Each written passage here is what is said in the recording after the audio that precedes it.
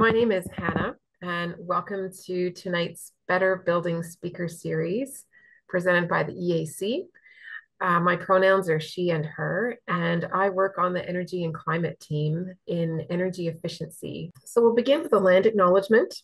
The Better Building Speaker Series is taking place in Mi'kma'ki, the ancestral, unceded, and unsurrendered territory of the Mi'kmaq.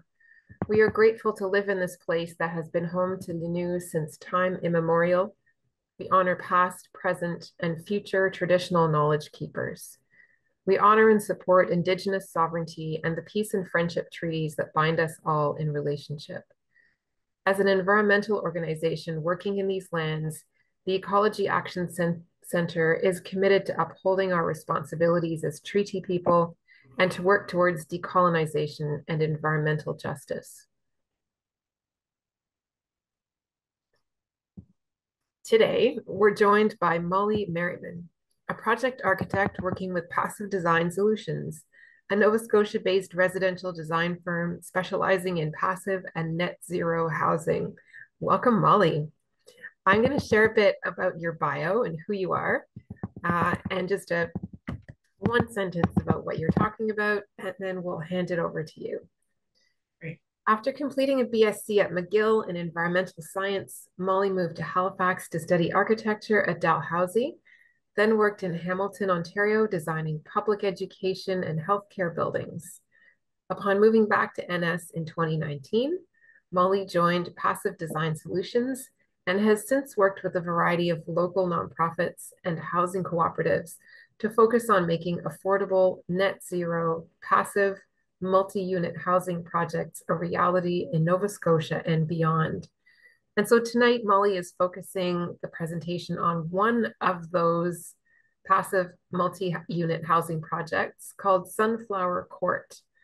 It's a net zero ready 25 unit long-term rental housing development and a community center for Adsum women and children, which is a local nonprofit in Halifax and recipient of the first round of federal rapid housing initiative funding in 2020. So I'm curious to hear about both of those things, Molly, and we'll now hand it right over to you.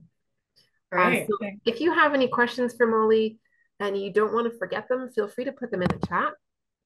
And otherwise, we will have conversation after Molly's presentation. Great. Thanks so much, Hannah. Thanks for that introduction, and welcome everyone. And thank you for being here. I really appreciate being able to share about this project with you. I was saying to Hannah that last year, about a year and a half ago now, I did a presentation on this project, and it was still pretty fresh. Like, the occupants had only been in the building about less than 6 months. So we didn't have a whole lot of feedback or data. So it was really, really interesting now. We're almost 2 years in. It'll be 2 years by the end of October that the building's been fully occupied. So yeah, I'm just looking forward to sharing a little bit about our design approach, how the project came together, and then diving into some lessons learned. So I work with Passive Design Solutions, as Hannah mentioned, and if you haven't heard of us, we are an employee-owned design and engineering firm. We're based in Nova Scotia, but we do have a staff member in Germany and one in Moncton. Our mission is to significantly improve the way we use resources for the health of our planet. And our vision is to design beautiful, efficient housing for everyone. So this project was a really wonderful opportunity for us and a really great fit, very value aligned for us. So just an overview of what I'll be talking about. So first of all, I introduce the project team, all the various consultants and members who worked very hard to make this project a reality. We'll look at the timeline, which was quite accelerated, as you'll see. The overarching design goals for the project, as well as where the funding came from. And then look at some of the more specific design strategies that we implemented to meet the main design goals. I'm going to talk about cost control and energy efficiency and how those two things actually go quite hand in hand, schedule control, and then finally, some lessons learned on net zero multi-unit housing specifically. Oops. Okay, so our project team. So this was a large team, a really, really cohesive team, and we had to work.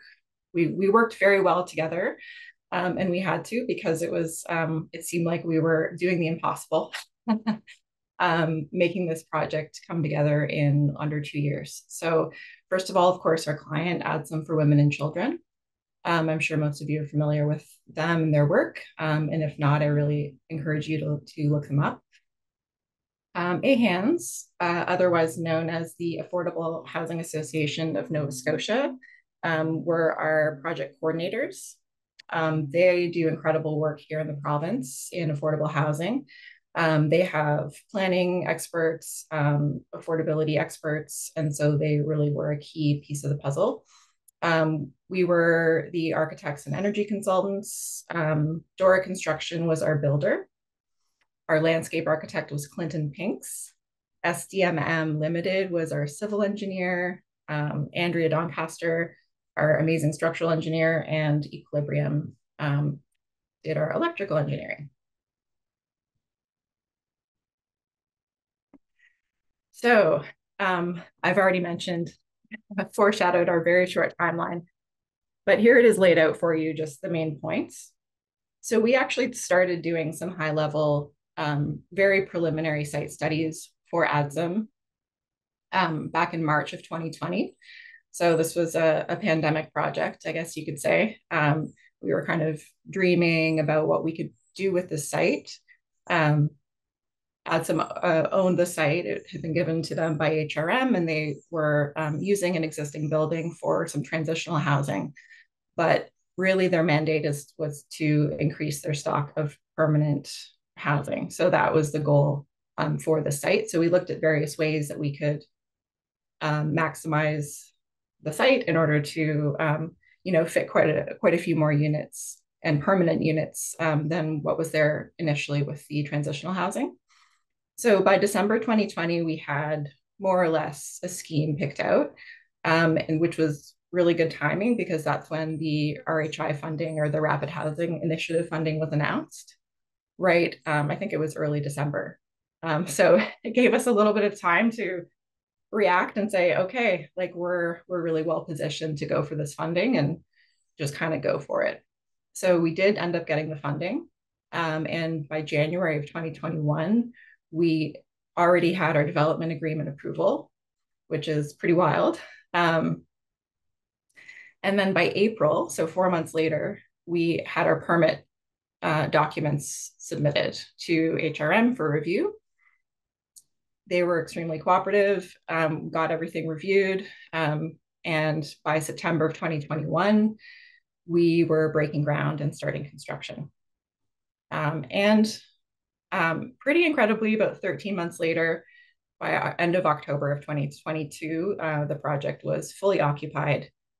And I should say the caveat was that the community center and office building wasn't quite finished then, but all of the rental residential units were fully occupied by October, end of October. So a very compressed timeline. The RHI deadline actually was for 18 months, so starting from January 2021. So we were about 3 months behind schedule, but still did pretty well, I think.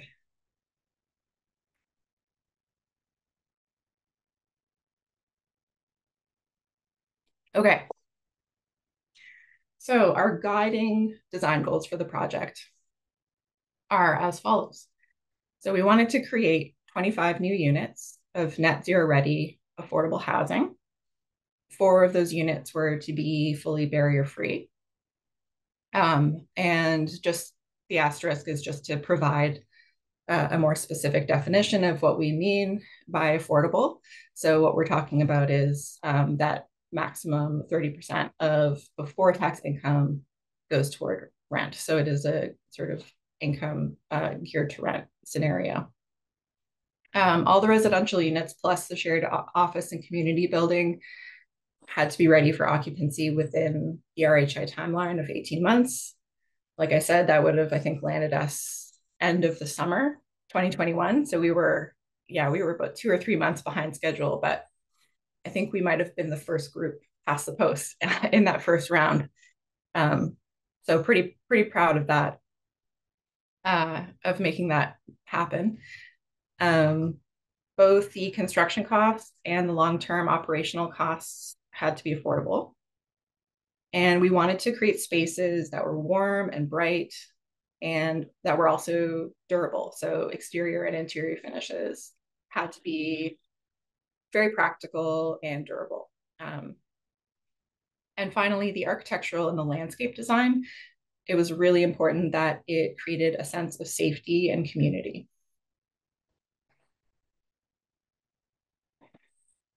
Okay, so where did all the money come from to build this project? I'm always really interested in this. So hopefully, and it's good to kind of share information about the various levels of grants and that kind of thing, just because there's quite a bit of money out there from various sources for funding projects like these. So first of all, like I mentioned, the land was donated to Adsum by Halifax Regional Municipality. So that was taken care of. The Federal Rapid Housing Initiative provided about $4 million towards construction costs. The project successfully got some seed funding from CMHC, which basically is for like project startup costs and soft costs, so the cost for design and that kind of thing. There was a low carbon communities grant, which I believe is a provincial grant for low carbon buildings, as well as private donors. Of course, Adsum as a nonprofit, they rely quite heavily on private donations. So they, thanks to their fundraising efforts, they were able to raise quite a bit from private donors. And then finally, they also qualified for an Efficiency Nova Scotia special projects rebate.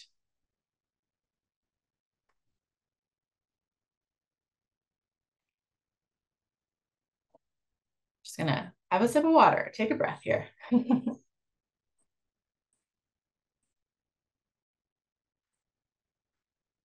Okay, so getting into our design strategies. So design strategies were really what was our sort of methodology? What were the decisions that we made in order to support the overarching design goals? So the overall goals, again, being affordability, speed of construction, a safe and secure environment, warm, bright spaces, all of those things.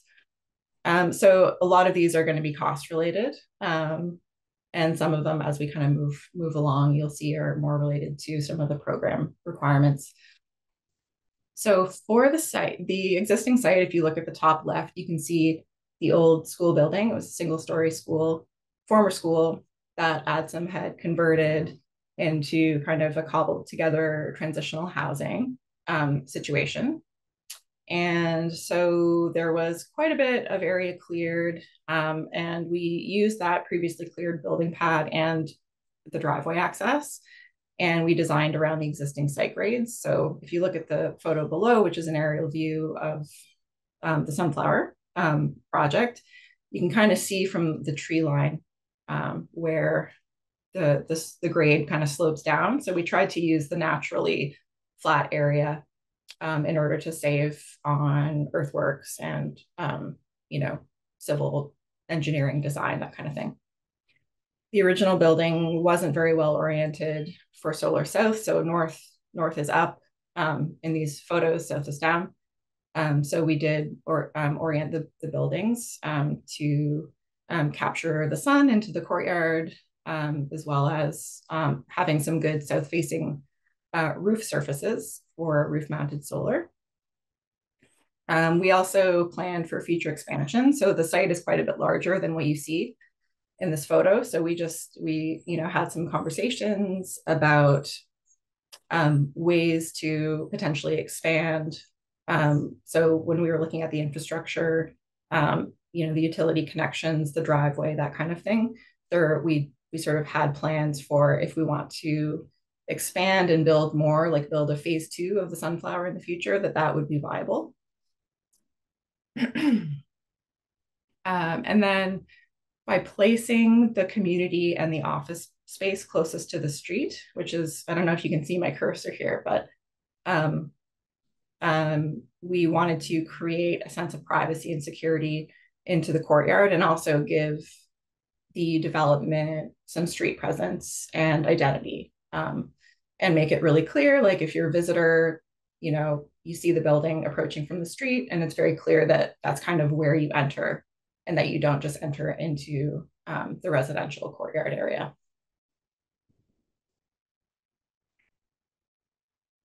So some further strategies were to stay within the NBC Part 9, which is NBC stands for National Building Code.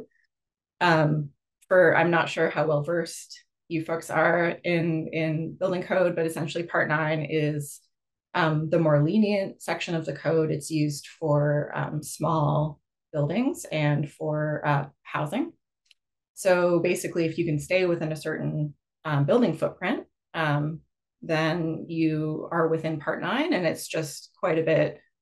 Yeah, I would say it's just a little bit easier to design within Part 9, just because it has more lenient fire code and that kind of thing, just because the very nature of the buildings are that they're smaller and they're, it's pretty easy to exit the building in case of an emergency. So you don't have to have expensive like sprinkler systems and that kind of thing. We wanted to keep the building shapes really, really simple and really focus on the in-between spaces. We knew that the positioning of the buildings would be important, how they were positioned relative to each other, how far apart they were spaced, how they were positioned relative to the street and to the main office and community building. And of course, the courtyard space is a hugely important part of the design. We had north-south oriented gable roofs, again, just to provide good solar access. And then each unit has its own entry off of the central courtyard. So you can see kind of the paths, and you can see kind of where they enter into the units. And you'll notice that there aren't any back doors. And this was a topic of lengthy discussion, and ultimately it was a decision that came from Adsum that they wanted to kind of maintain a sense of security, that they wanted to have a sense of eyes to the street, and make sure everyone could kind of see what's going on.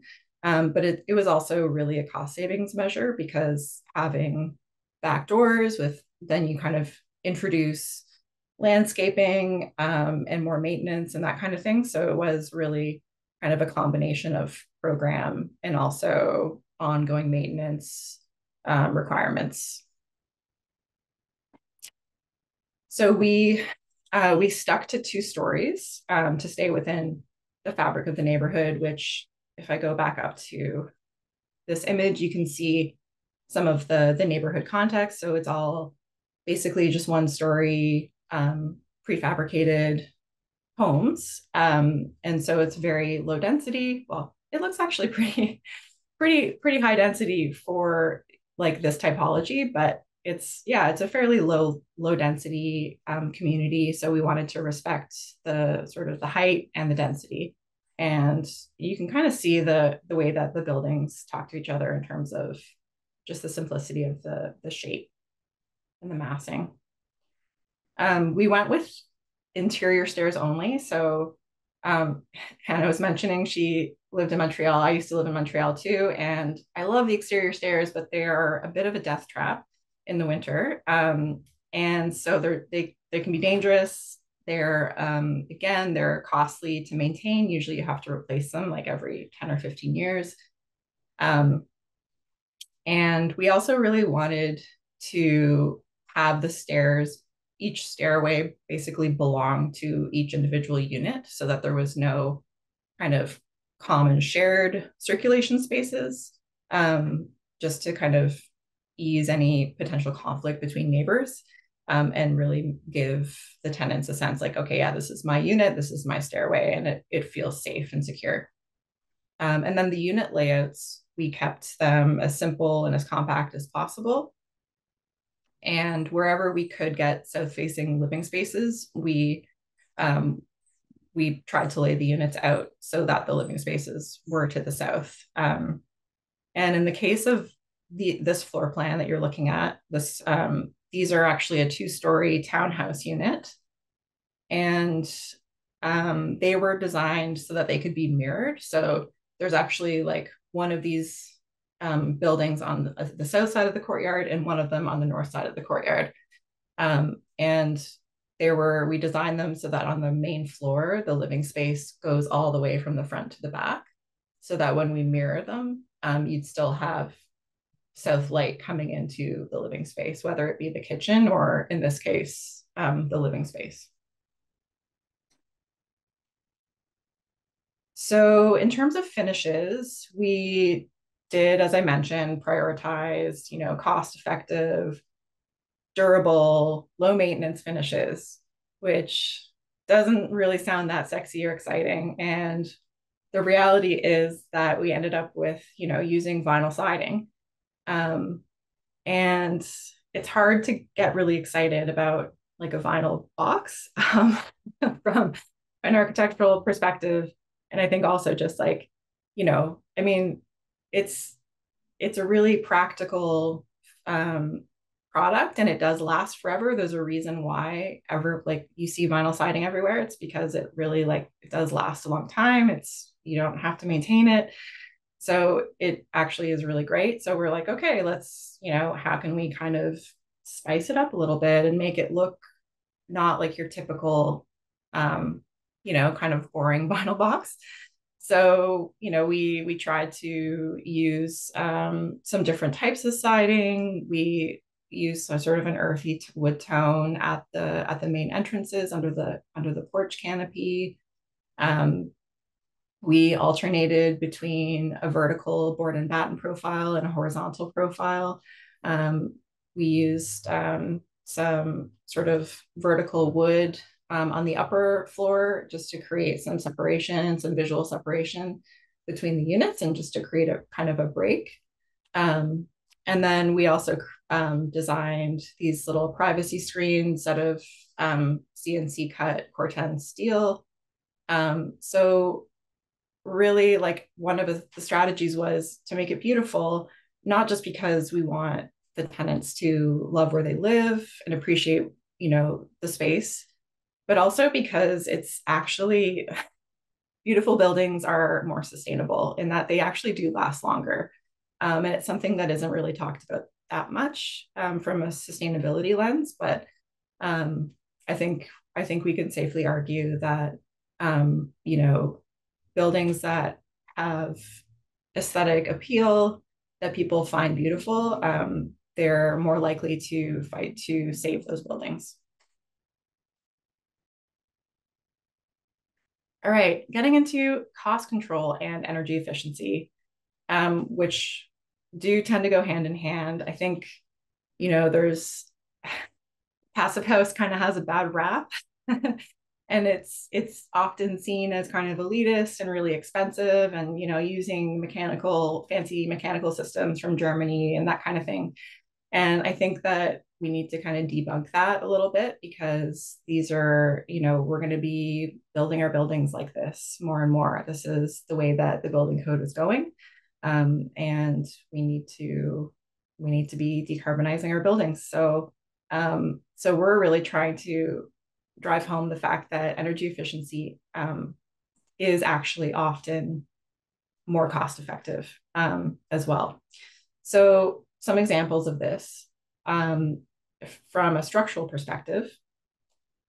So first of all, we were able to eliminate the structural bearing footers under the demising wall. So what that means is where you have the demising walls are essentially the walls in between units.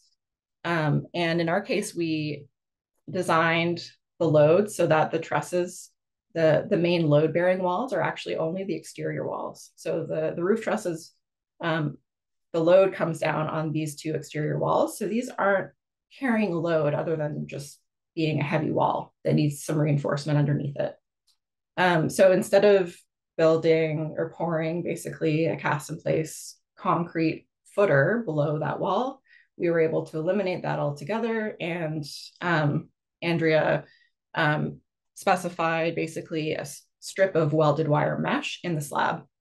So effectively eliminating sort of the additional concrete under the slab here.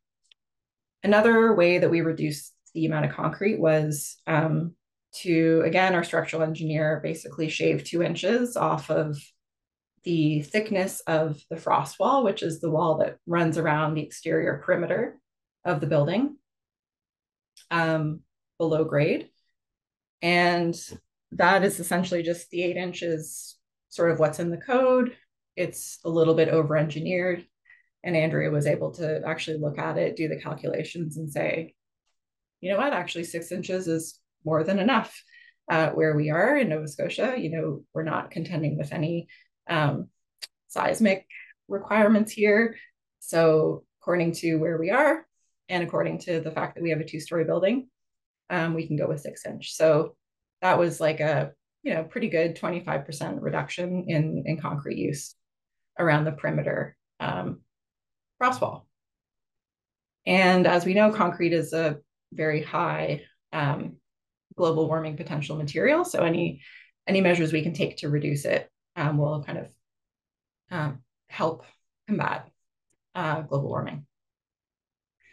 So continuing on with the structural strategies. So we worked with the truss manufacturer just to, again, avoid oversizing the roof trusses for the solar system weight. I just mentioned this because if you say, oh, we're putting on a solar array, there's sort of okay, we're just going to beef these up, and like add a ton of structure, which isn't always necessary. So you can kind of pare down and thin out the actual trusses. And so you're only using the materials that you actually need. The walls and floors were actually panelized. So they were created in a factory setting. They came from the Sept plant, which is located in Trenton, Nova Scotia. So they're locally made. And they are basically built to spec in an indoor factory setting. They're trucked to site, and then they are lifted into place by a crane. So that is a really great strategy for reducing sort of weather risks in the construction schedule. It cuts down on the amount of time spent on site compared to what it would take for someone to, a crew to be there actually stick framing on site. And I should mention as well that this was during COVID. So it was really difficult to find labor. There was massive labor and material shortages. So it was kind of a COVID strategy as well. And then designing simple building geometries with good volume to surface area ratios. So I will be mentioning this probably at least a couple more times. It's one of the tenets of the passive design approach. Basically, we just want to keep our exterior envelope as simple and unarticulated as possible. So once you get lots of jigs and jogs and dormers and things like that, you just increase the potential for air leakage, and your energy efficiency just tends to go down. So we want to keep our building shapes nice and simple.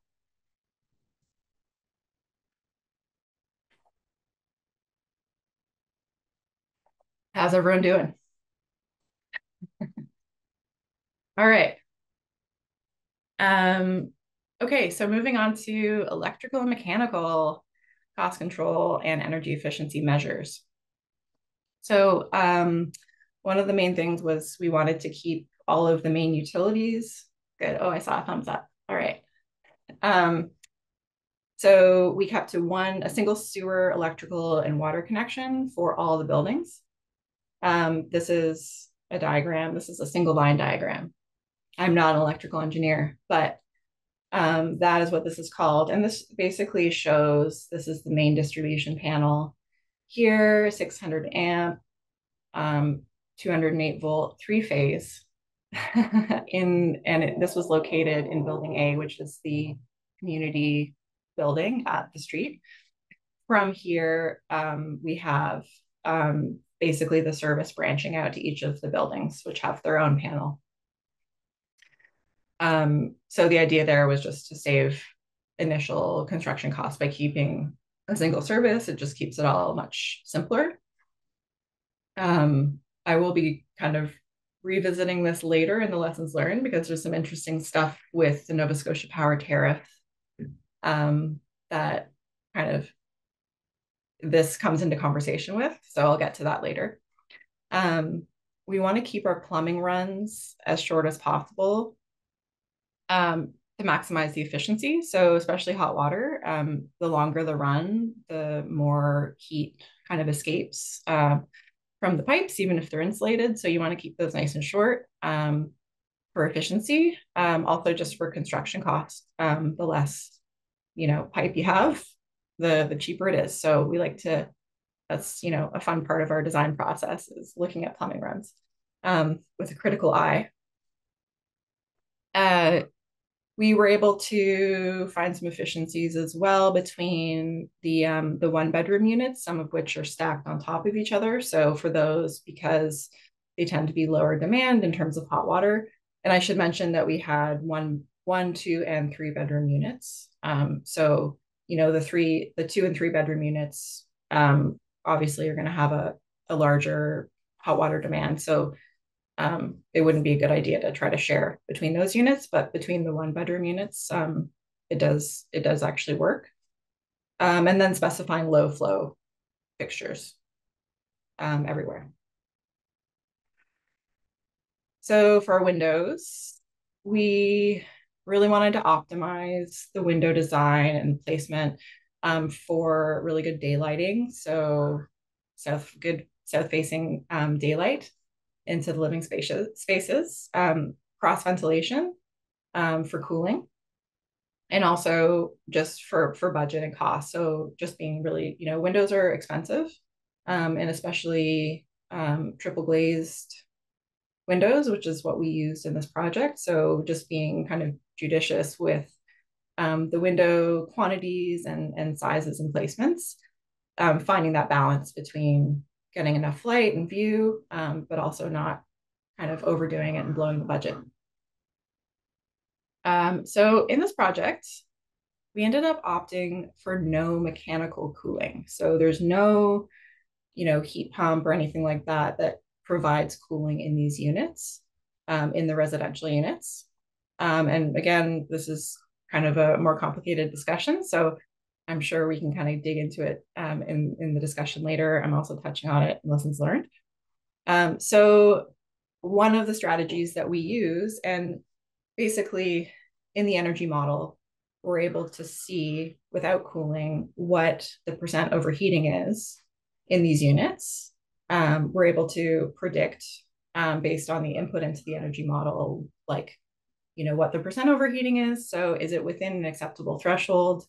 And if so, then okay, yeah, we recognize there's going to be a few hot nights in the year. There's going to be some discomfort for sure, but it's like kind of weighing that against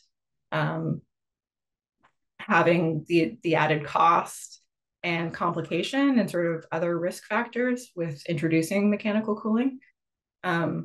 Very, very nuanced conversation and really interesting one again. So, but I should mention that we did use low solar heat gain glazing on the south windows and the west facing windows.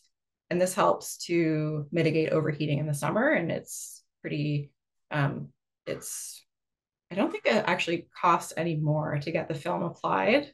So it's very cost effective. The only thing is it does impact, because you're basically reducing the amount of heat that can come in through the window. You're lowering the cooling load, which is good, but you're also increasing the heating load. So in the winter, you're not getting as much passive heating from the sun coming in. So that's a factor that we took into account and we looked at in the energy model. And in the end, the benefits of having the low solar gain glazing outweighed the negatives.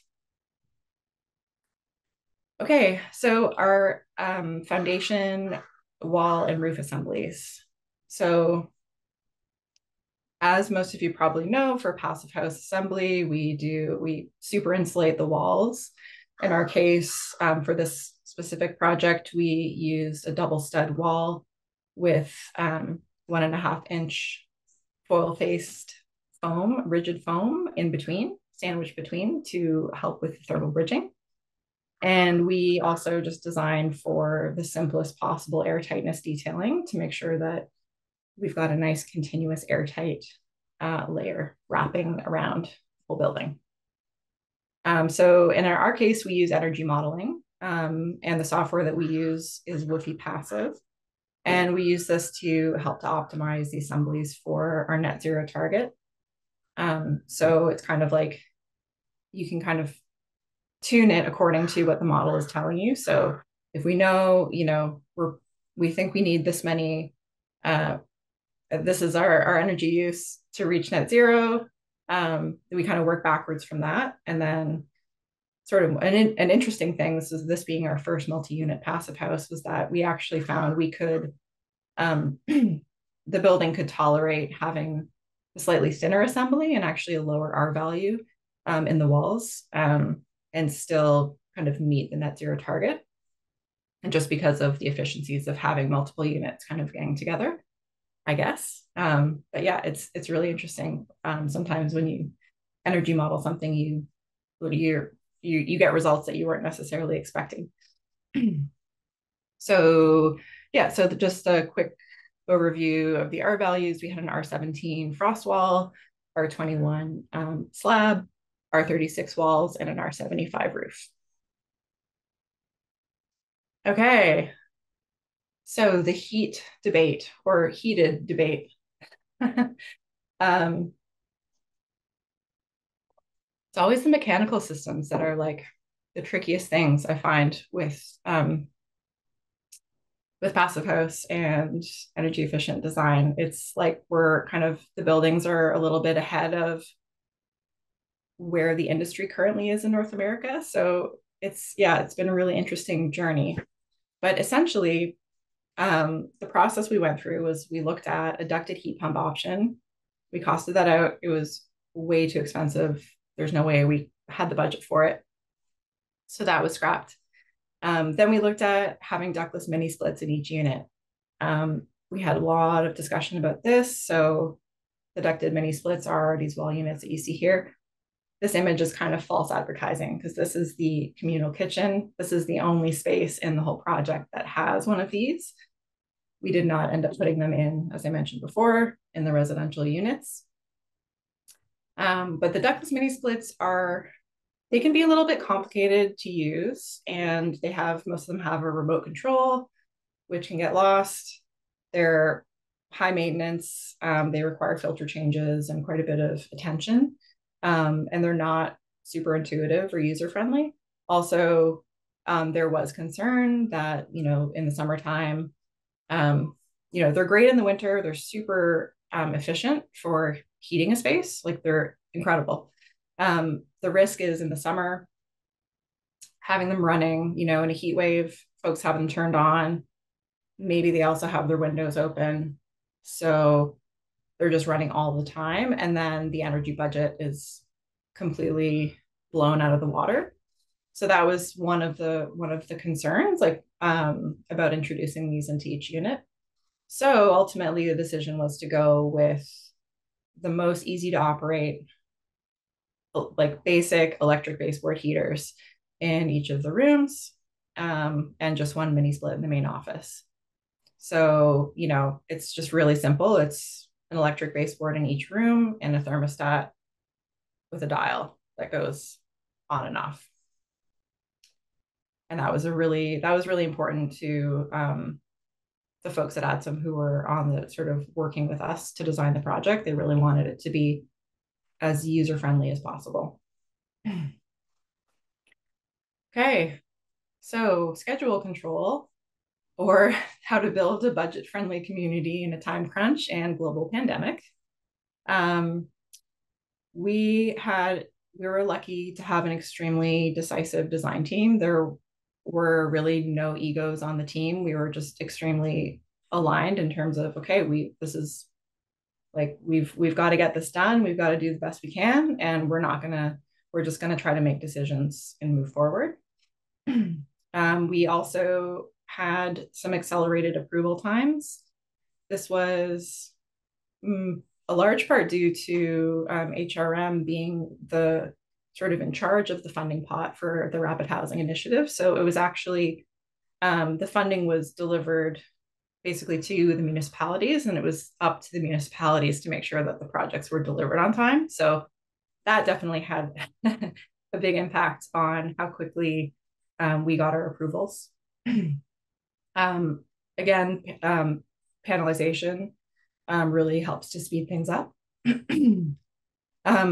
A design build process. This was huge. So we were at the table essentially with Dora, the builders, and all of the consultants. The whole team that I mentioned at the beginning of the presentation was we were all at the table from the very beginning until the very end. So any kind of design decisions we were able to test from a cost perspective and have Dora, the builder, look at this is how much this would cost, like for example, the ducted heat pump option, that kind of thing. So we were able to really test ideas quickly and get feedback so that we weren't getting any surprises when it came to actually building the thing, and we wouldn't have to go back and do any sort of costly and time costly redesign.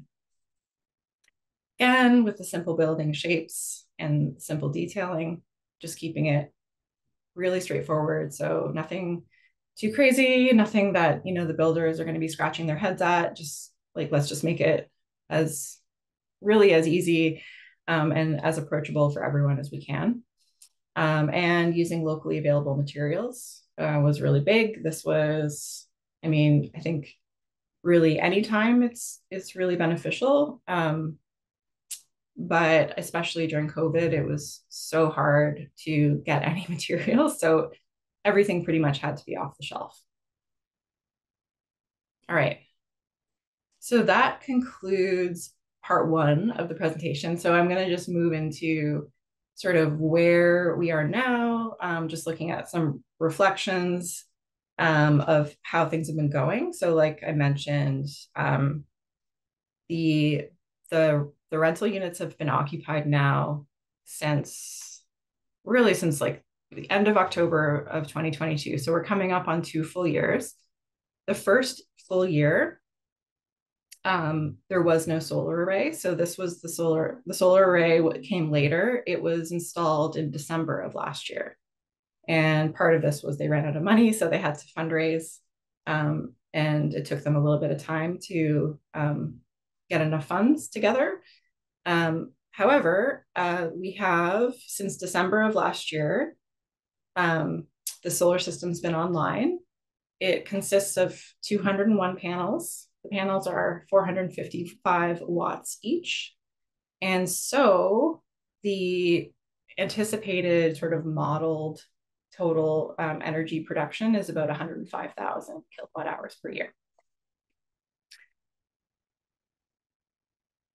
So again, we just in recent months, we've been asking Adsum to send us their energy bills and their solar production information. So we're in the process of gathering all of this data together and analyzing it. We won't really know for sure what the sort of, how net zero we are until really we have a full year's worth of data from the solar production.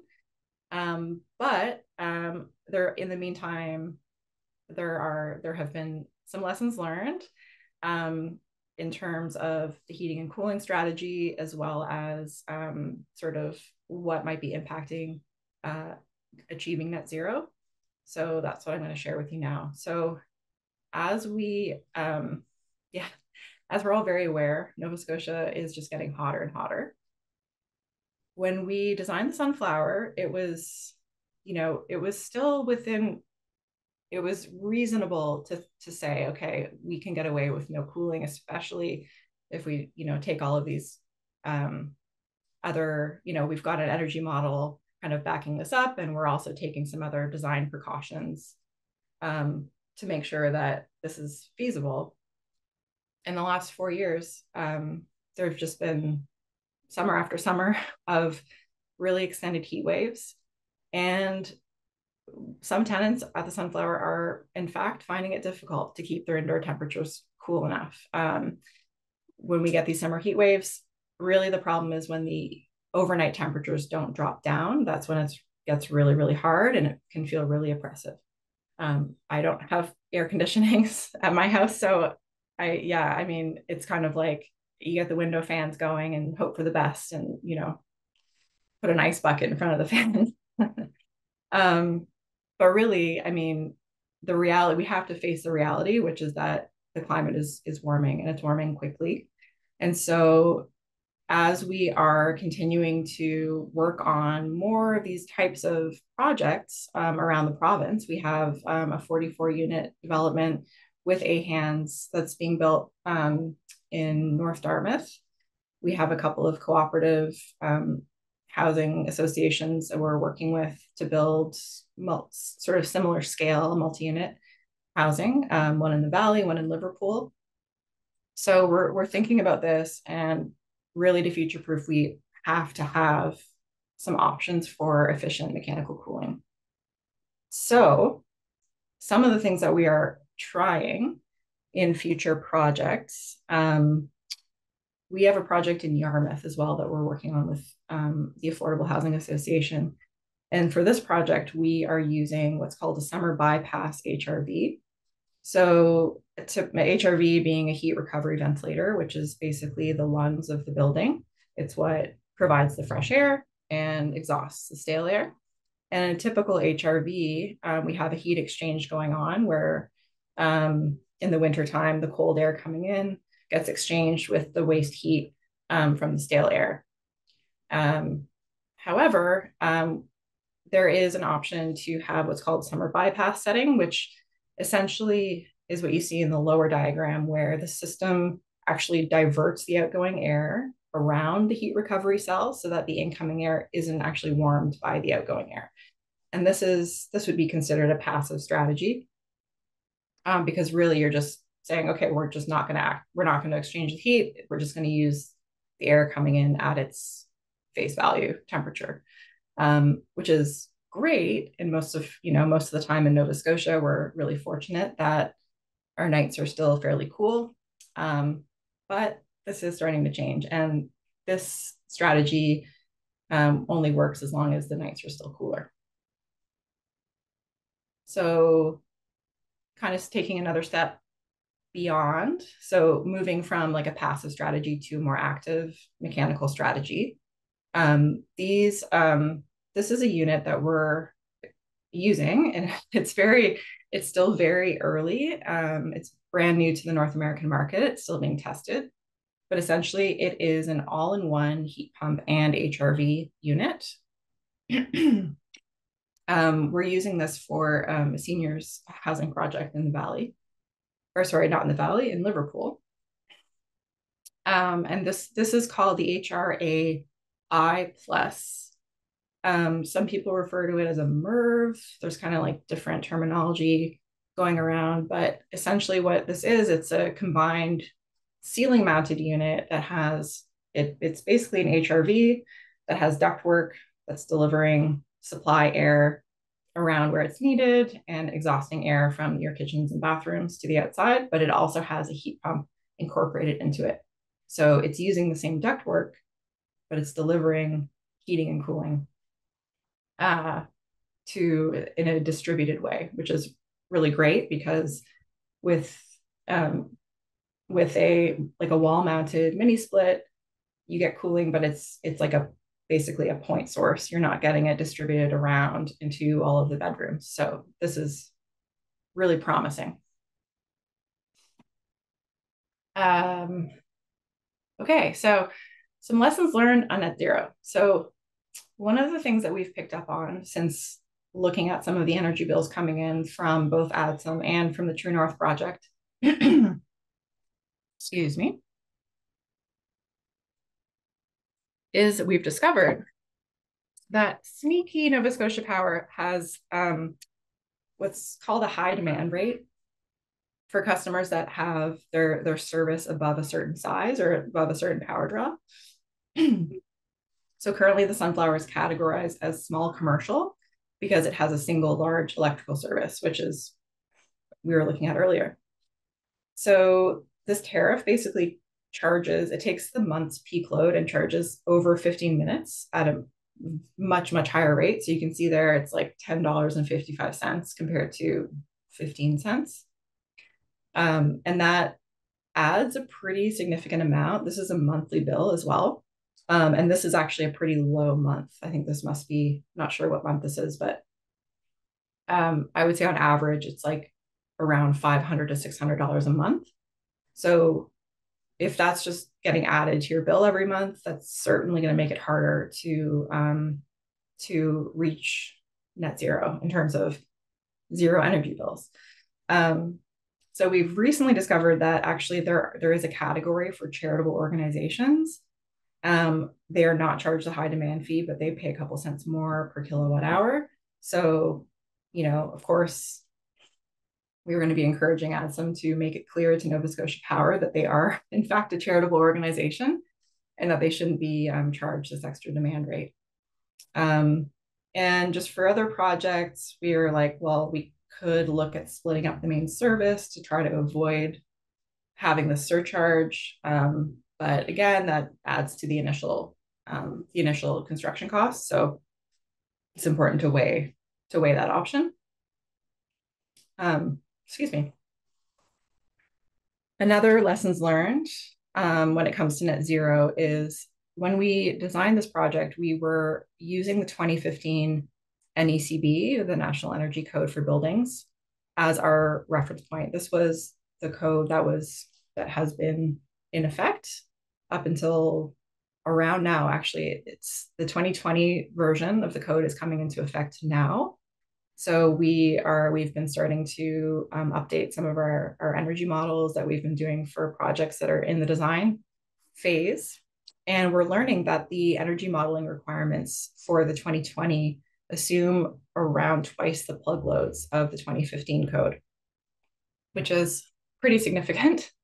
And since codes are generally pretty slow to catch up to reality, this probably means like we were designing to the 2015 code, but really we should have been designing to the 2020 code, if not a little bit higher. So we likely underestimated the actual plug loads in our energy model. So this is really just kind of like, okay, this is good to know. And we're going to take that into account when we're looking at the energy bills. If we're seeing higher energy use, this could be one of the reasons why. And then finally, a really, really big piece of the energy puzzle is occupant behavior. And this makes such a big difference when we're looking at multi-unit rental projects that have utilities included in the rent versus what we were used to seeing. You know, prior to Adsum, we were doing mostly single family, custom built passive homes. And normally folks who are building their own passive house, they're like energy geeks. They know exactly, they're monitoring everything. They really want to, use as little energy as possible for the most part. And that's not really representative of the majority of the population. And plus it's just human nature really to be a little bit more, to use your energy less conservatively when you're not the one actually seeing the power bill. If it's included in your rent, like you're not going to be too worried about that. And also not everyone has, the time to program the thermostats and do all the research. And you have to sort of have that specific interest and you have to have the time, the disposable time. So again, education helps, and we do provide orientations. Like we did actually go and provide a tenant and staff orientation when the Sunflower opened, just to explain some of the features, the passive house features of the building. But this still doesn't really regulate energy use. It's still, here's some information, take it as you will. So a couple of routes that we're looking at taking for future projects again, and possibly looking at some monitoring and energy management systems for the sunflower, just to kind of dig into it if need be. But essentially, this energy management system allows managers of passive house design multi-unit buildings to have control over the heating temperature thresholds by, for example, if a windows or doors are left open for a certain amount of time, like say 15, 20 minutes, then it can basically, the system is programmed to automatically power down the thermostat. So, if it's winter time and you're finding it's too hot, so you crack a window, but your heat's still actively running, um, the the monitoring system will pick up on this and say, oh, your window's been open for 15 minutes. I'm going to shut off the heat because it's probably too hot in your unit. So it's good for minimizing the amount of energy that's wasted, but also just for it's just a practical kind of solution.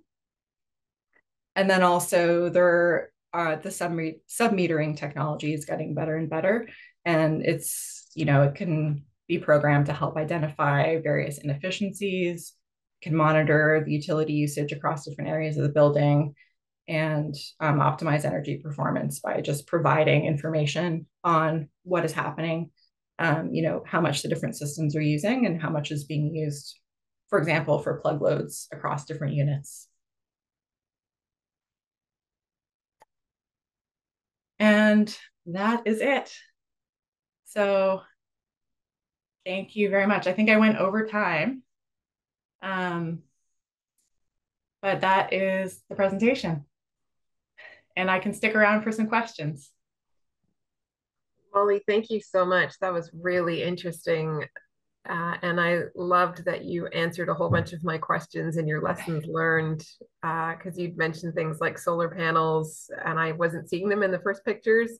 Yeah, So here they are after 1 year, and so it's really nice to have yeah, all that information, and even seeing the additional covered outdoor space in this new photo on your end slide is really exciting.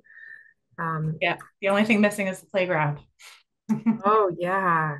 Yeah. So I invite you, if you'd like to turn your cameras on, your mics on, and just jump into the conversation if you're able to stick around for a bit. I definitely have a little bit more time, so we could stick around for another 10, 15 minutes. If you have any questions for Molly, feel free to raise your hand or just speak up or pop them in the chat.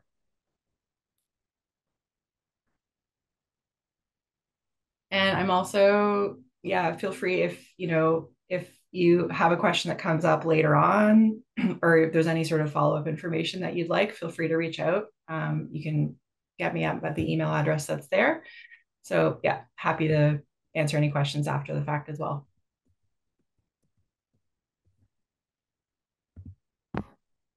Molly, I put your email in the chat so people can Okay, cut and paste it. that's great. Thank you. I have a couple questions for you that maybe can get us going. Sure. One is, I was curious, the timing aligned really beautifully for that RHI funding. Did you know that was coming when you started talking with Adsum about the project, or was that a beautiful coincidence? I mean, who knows? Sherry might have known about it. I'm not sure. Um, I'm not as sort of connected like politically in that way, so I was completely unaware. I think though that I think it was just the stars aligning. Honestly, I think that the timing just worked out really well. Um, but I mean, I would imagine with all of the brilliant people who were working on this sort of in the early stages, like Sherry Lecker, the executive director of Adsum, the team at AHANS, like they probably had their feelers out and were maybe they weren't surprised by the funding announcement. Um, yeah, Yeah, that seems just like really fantastic timing. yeah. My other question was about geothermal. I was Mhm. wondering if, because you were able to start with a blank slate after tearing the older one-story school building down, if that was a consideration.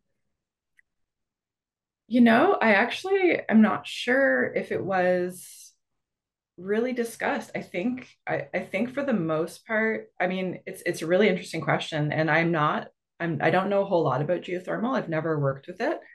I know that it's typically considered for like larger scale projects just because the initial cost is pretty significant. So it may have just been that, um, you know, the team, sort of Natalie, the engineering team, everyone was like, we're not kind of at the threshold where this would kind of the cost benefit would pay off because it is quite expensive, is my understanding. So it might have just been kind of out of the running because of that reason. Yeah, it could have been just not a fit for the budget. However, in terms of, I would think a passive design would be a really fantastic solution. I Yeah. do know that once everything is in place, whether you're doing drilling of wells or having more of a like a flat, low profile Mm-hmm. um, grid of pipes, that the pipes all last for a very, very long time, around 75 years. Mm-hmm. And also that uh, it definitely is worthwhile in terms of cost because the cost to run it and maintain it is so low. Mm-hmm. And then it's this very consistent source of heating and or cooling depending on the seasons. I know we looked at it for our home, Mm-hmm. um, but unfortunately there aren't any small enough drilling rigs Yeah. to Yeah. accommodate like a downtown Dartmouth location, so we weren't able to do it. I've heard that in Scandinavian countries, when there's a new development like this, that community geothermal is the go-to solution because the spaces can be cleared, and so there's access to quite a significant area where the geothermal can be installed and then run to all the different buildings in the area. And so I thought, with this being a communal, like a communal space, with Mm. it could have been like a potentially a great location for it. Anyway, I encourage you to look Yeah. into it for I projects. Yeah, I definitely will. And maybe there's some good grants out there that, we could use to apply to future projects too, just to cover the costs. Because yeah, you're like it does sound like a really, really excellent kind of ongoing, like long-term solution. So like the return on investment would be really yeah, really good. Um yeah. We had an interesting presentation about some geothermal research that's going on in Cape Breton with the Verschuren Center and Net Zero Atlantic.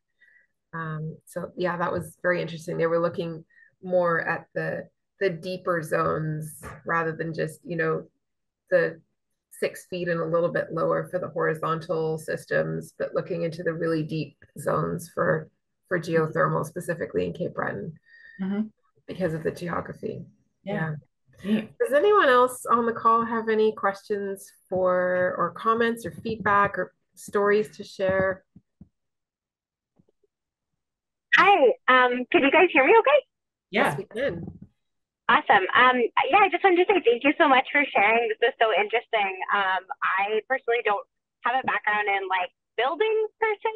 I have a degree in environmental science, but I've always thought the passive homes and building stuff is really interesting. If we were looking to get like as a kind of a career and get more into it, I'm kind of familiar with like LEED certification and getting resources like that under your belt. Is that something that you recommend for people if they're interested in like pursuing careers and doing more stuff with passive building and building design? I mean, for sure, LEED is like a very well established program. There's sort of I would say the new frontier, what's sort of more up and coming. What I'm seeing as more and more as sort of the new requirements is you could look into what's called the zero carbon standard, or is the zero carbon building standard, or ZCB. I think that would be like an interesting thing for you to look at. I mean, I also come from an environmental science background. And that was sort of my bridge into architecture. Was I learned about earthships, and I got so excited about like just how amazing it was to see yeah, just how really thoughtfully designed buildings can have such a big impact on the environment. So that was sort of that was my like in to architecture. Um, Gosh, yeah, you could look at the zero carbon building standard. Also, just there's so many great seminars and things like that. I mean, it's awesome that you're here. Also, maybe check out the school. I don't know if you're based in Nova Scotia, but you can always check out the School of Architecture at Dal and see sort of what they're up to and if they have anything that's kind of sustainability related, which they often do. So yeah, I'd encourage you to reach out to them as well. Awesome. Thank you so much for sharing. Really appreciate it. Yep. Thanks, Alex.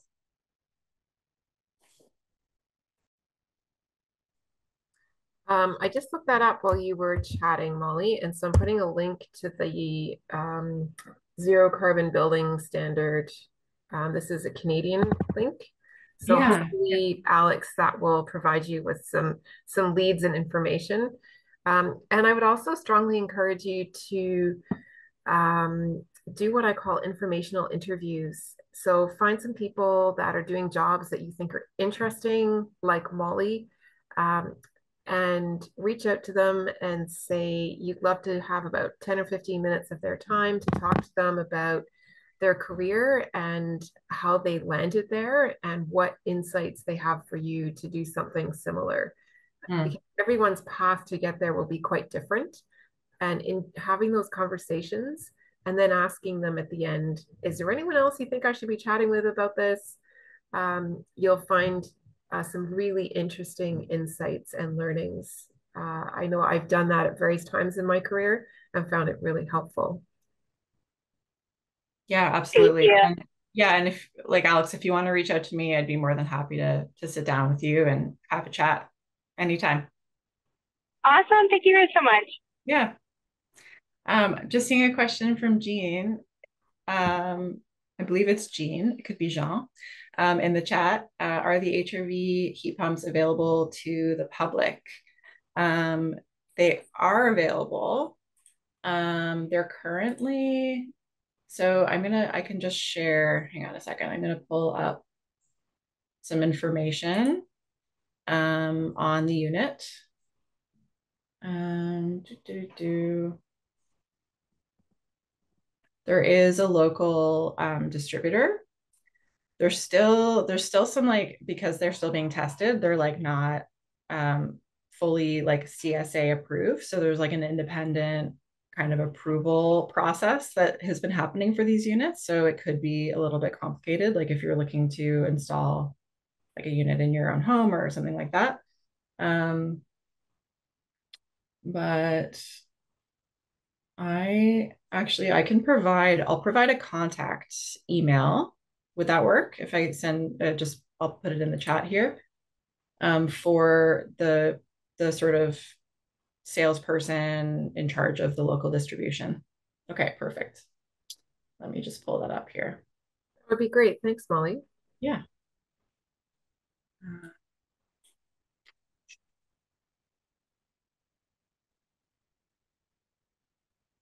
Brian. Okay, perfect.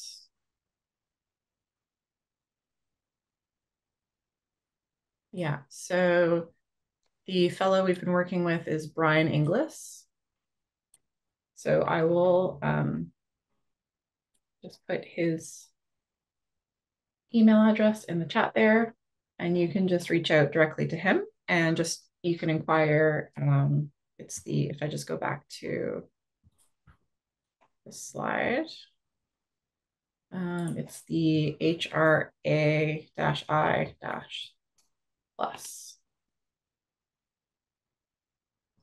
And Molly, there's another question. Are there brand names of the summer bypass HRV models that you can share? Yes, there are. Again, just let me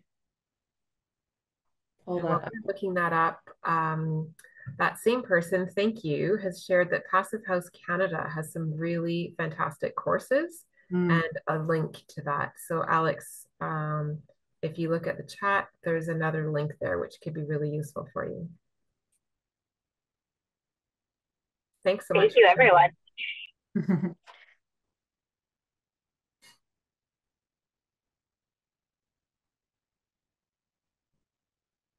Okay. I'm just pulling up some mechanical drawings here. Molly, do you ever do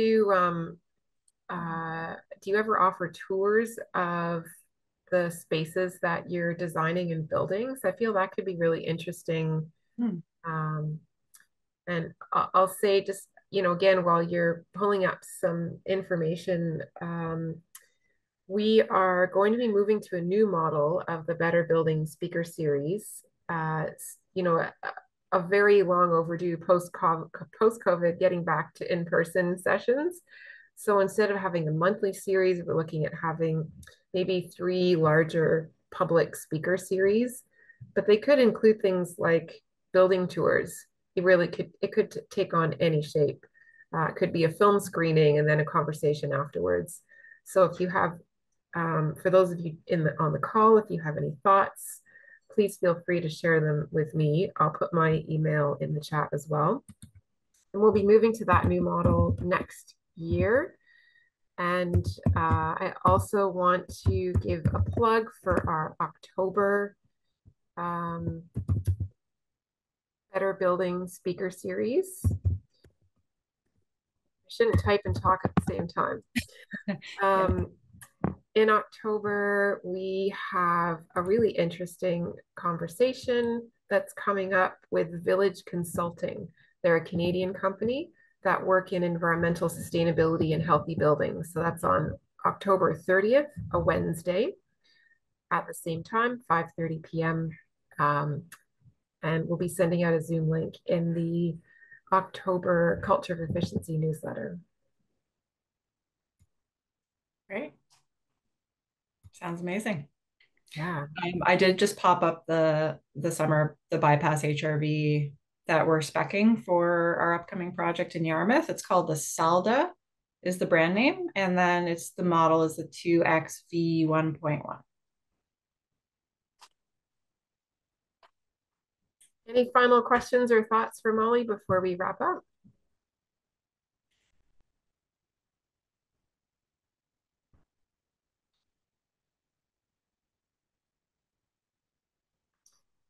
Molly, thank you so much for your time this evening and all the time you took to prepare the presentation. And I know when we were chatting, just doing a tech run before we started, you were saying how much you'd enjoyed doing this work because it allowed you to revisit the project and to see all the changes that have happened now that the space has been occupied for 2 years.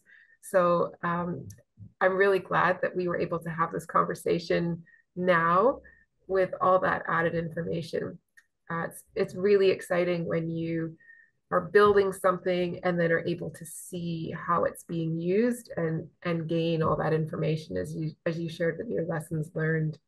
Yeah. So thank you so much, and thank you to all of you who joined us tonight. We loved having you here, and please join us for our next conversation in October. Thanks, Hannah. Thanks for the opportunity. It's a pleasure. Okay. Bye. Take care.